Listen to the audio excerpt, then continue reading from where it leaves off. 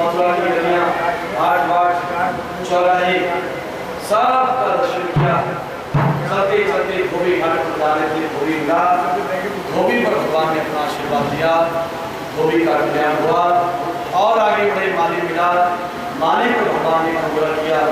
माली का इस तरह से कल्याण। विश्वास नहीं है तो आजमा कर देख लीजिए, विश्वास नहीं है तो सच्चे भाव से यहाँ पर पूजा करके देख लीजिए। आपकी मन की कामना परिपूर्ण हो जाए तो आपने बाद में मेरे को पूछना है, अपने अनुभव से आपको बता। संतान नहीं होती थी किसी के, बेटा नहीं होता था, जीवित नहीं रहता था तो समाधि वाले महाराज जी एक थप्पड़ मारते थे। थप्पड़ मारकर पुत्र दिया करते थे और जिन जिन माताओं को थप्पड़ मारकर पुत्र दिया है वो पुत्र आज भी इसी गांव में जीवित है, आज भी जीवित। समाधि वाले महाराज जी का ये साक्षात आज भी उनकी चेतना, उनकी शक्ति यहाँ पर बैठी है और परम दिव्य स्थान है और उन्हीं के चरणों में और उन्हीं की तपोस्थली पर बैठे हुए और इसी समाधि की सेवा करने वाले हमारे गुरु महाराज पूज्य स्वामी रामकृष्ण दास महाराज जी जो यहाँ पर बैठे हैं, ये भी बहुत शक्तिशाली हैं। इनका आशीर्वाद भी जिसको सच्चे भाव से एक बार मिल जाता है बस उसका कल्याण हो जाता है। संतों का आशीर्वाद जीवन में बहुत बड़ा काम करता है। जिस आदमी को संतों का आशीर्वाद मिल जाता है वो आशीर्वाद आदमी को कहां से कहां पहुंचाता है। संतों का आशीर्वाद क्या नहीं करता जीवन में, संतों का आशीर्वाद जीव को जमीन से आसमान तक ले जाता है। संतों का आशीर्वाद जीवन में बहुत बड़ा काम करता है। संत कृपा जीवन में असंभव कार्य को संभव कर देती है। संत कृपा जीवन में वो काम कर देती है जिसको कोई नहीं कर सकता। बोले सच्चिदानंद भगवान की।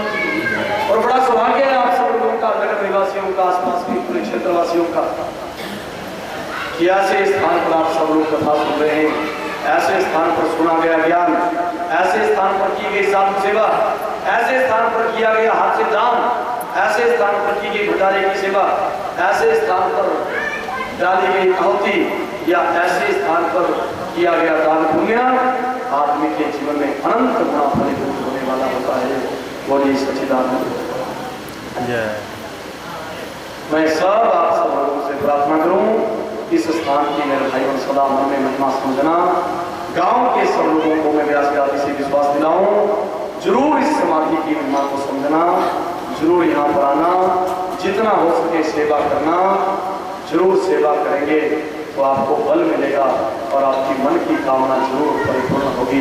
ये सच्ची बात है। बोलिए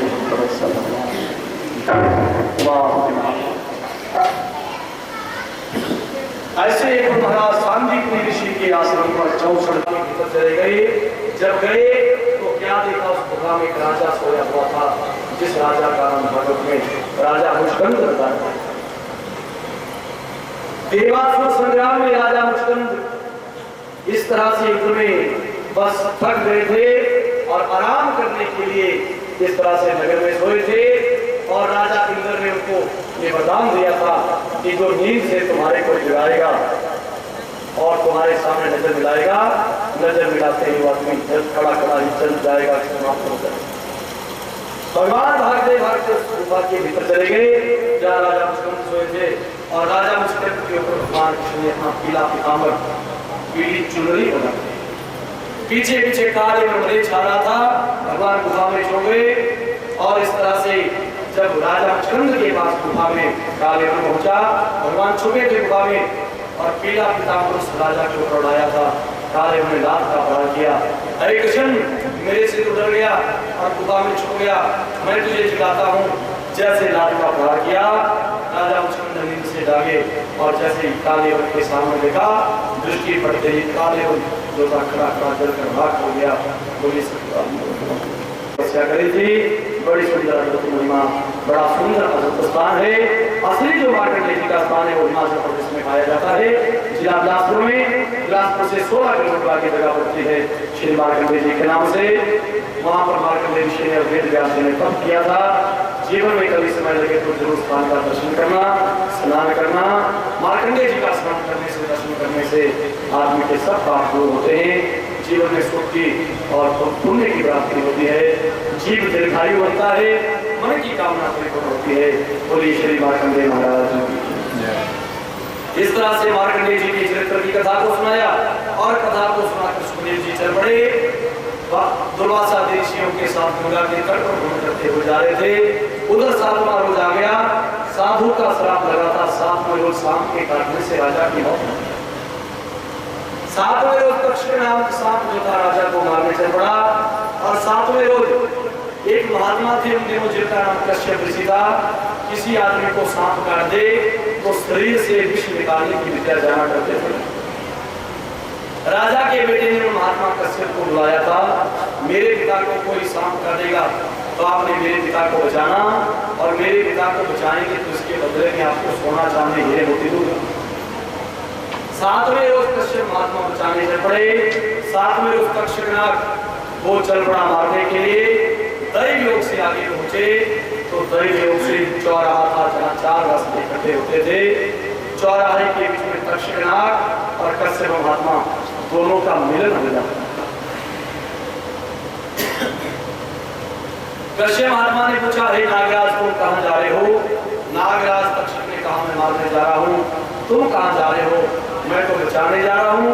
एक मारने के लिए दूसरा बचाने के लिए, चलो हम दोनों अपने अपने बल की परीक्षा कर लेते हैं कि हम दोनों में ज्यादा बलवान कौन है। तक्षक नाग ने सांप वाला बनाया। कश्यप ने कहा, जो चौराहे पर हरा भरा विशाल बरगद का पेड़ है, इस बरगद के पेड़ को तुम डंक मारो। अगर तुम्हारी विष अग्नि से जल गया, खत्म हो गया, तो रात के बीच में से द्वारा में मंत्र पढ़कर ऐसा ही बरगद बना दूंगा। तक्षक नाग ने हरे भरे बरगद के पेड़ को डंक मारा। डंक मार चरणों में भगवान के चरणों में प्रार्थना करते हैं, सर्वे भवन्तु सुखिनः, सर्वे सन्तु निरामयाः, सर्वे प्राणी पश्यन्तु मा कश्चित् दुःखभाग्। सब लोगों ने बड़े आदर से प्रेम से आकर 7 दिनों तक भागवत सप्ताह सुना। सबको कथा का भाग मिले, कथा का पुण्य मिले। सारे नगर के पूरे क्षेत्र के सब लोग सुखी रहे, निरोगी रहे, सबको भगवान अच्छे विचार, अच्छी समझ दें, सबकी संतान अच्छी बने, सबके घर में भगवान का नाम हो, राम के चरणों की भक्ति सबकी बढ़े, सब निरोगी रहे, और ईश्वर की याद में रूप की दुनिया में संतों का आशीर्वाद लेकर ईश्वर के नाम को सुनते जाते हुए सब लोग अपने अपनी जीवन की यात्रा को आगे बढ़ाए। यही हमारा व्यास काफी से आप सब लोगों के लिए आशीर्वाद है। गुरु महाराज जो हर वर्ष 2 बार साल में सब लोगों के क्षेत्र के कल्याण के लिए कथा करवाते हैं, ऐसे पूज्य बाबा जी स्वामी राम दास महाराज के चरणों में भी मैं व्यासपीठ से कोटि कोटि नमन करता हूँ। समाधि वाले महाराज जी की चेतना को भी परम प्रणाम करता हूँ। पूज्य बाबा जी का आशीर्वाद सदा हम पर बना रहे, और इनके आशीर्वाद से बस इसी तरह से इनको सुनते हुए, गाते हुए, इनके आशीर्वाद को याद करते हुए अपने जीवन की आगे बढ़ाए। ये हम भगवान से मांगते हैं। बाकी सब का भला हो। गुरु जी के चरणों में कोटि कोटि प्रणाम और आप सबका भी कल्याण हो। इस भागवत की यात्रा को नहीं थोड़ी विश्राम देता हूँ।